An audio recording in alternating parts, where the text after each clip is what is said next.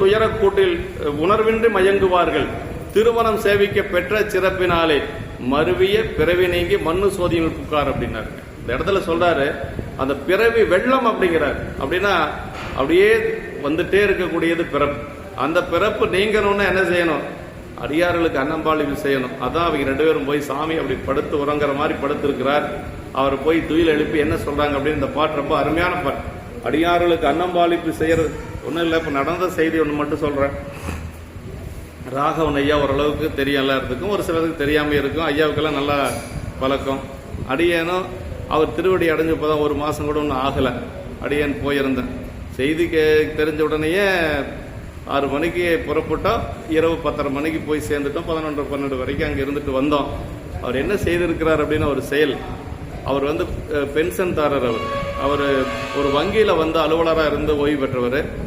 உயிர் போறதுக்கு 1 வாரத்துக்கு முன்னாடியே வங்கியிலிருந்து பணத்தை எல்லாம் எடுத்துட்டு 100 ரூபா கட்டா எடுத்துட்டு வந்துட்டார். 100 ரூபா கட்டா எடுத்துட்டு அந்த அம்மா கிட்டையும் கார்த்தின்னு ஒரு தொண்டர் இருக்கிறார் அங்க. அவங்க 2 பேருக்கு என்ன சொல்லிட்டார் அப்படின்னா, அடியார்கள் நான் திருவடி அடைஞ்சிருவேன், அடியார்கள் வந்தாங்கன்னா உணவு கொடுக்கணும். எல்லா நேரத்திலும் நீங்க உணவு கொடுக்க முடியாது. அப்படி உணவு கொடுக்க முடியாத நேரத்தில் ஒவ்வொரு அடியாருக்கும் 100 ரூபாய் கொடுக்கணும் சாப்பிட்டு போறதுக்கு, உணவு சாப்பிட்டு போறதுக்கு அப்படின்னு சொல்லி 100 ரூபா கட்ட வச்சுட்டு எல்லாத்துக்கும் 100 ரூபா கொடுத்தாங்க. அவர் என்கிட்ட பணிவா உட்கார்ந்தாரு. ஐயா மறுத்துறாதீங்க, இது ஐயாவுடைய விருப்பம். ஐயா இந்த சாப்பாடு கொடுக்க முடியாத நேரத்தில் வரவங்களுக்கெல்லாம் 100 ரூபாய் கொடுக்க சொல்லி ஐயாவுடைய உத்தரவுங்க ஐயானாரு. தாராளமாக கொடுங்க அப்படின்னு சொல்லி நாங்கள் 4 பேர் போனோம். 4 பேர்த்துக்கு 100 ரூபா கொடுத்தாங்க. வாங்கிட்டோம். வாங்கி அதை அப்படி பத்திரமா ஐயாவுடைய நினைவா வச்சிருக்கிறோம். அது மட்டும் அல்ல, 11வது வழிபாடு அவங்க வைக்கல. அவங்க வழிபாடெல்லாம் வைக்கிறது இல்லை. என்ன செஞ்சாங்க அப்படின்னா, 11வது நாள் திருக்கூட்டமா இருக்கக்கூடிய அடியார்களுக்கெல்லாம் ஒவ்வொரு திருக்கூட்டத்துக்கும் அந்த வார வகுப்புல ஐயாவுடைய ஒரு உணவா இருக்கணும்னு சொல்லிட்டு அந்த 11வது நாள் அம்மா போன் பண்ணாங்க. அவர் கார்த்திக் போன் பண்ணி கொடுத்து அம்மா பேசினாங்க.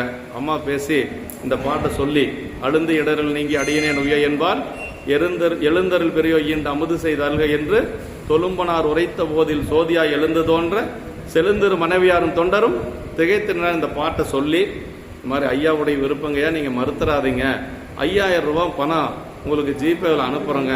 இந்த வாரம் ஐயாவுடைய நினைவா நீங்க அமுது கொடுத்துருங்க அடியார்களுக்கு அப்படின்னாங்க.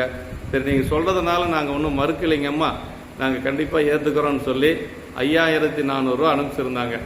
அதாவது 4 பேர் நாங்க முதல்ல போனவங்க மறுபடியும் 100 ரூபா கொடுத்து 5400 ரூபா அனுப்புனாங்க. அந்த வாரம் முழுக்க நம்ம கோட்டமேடு அடியார்களுக்கு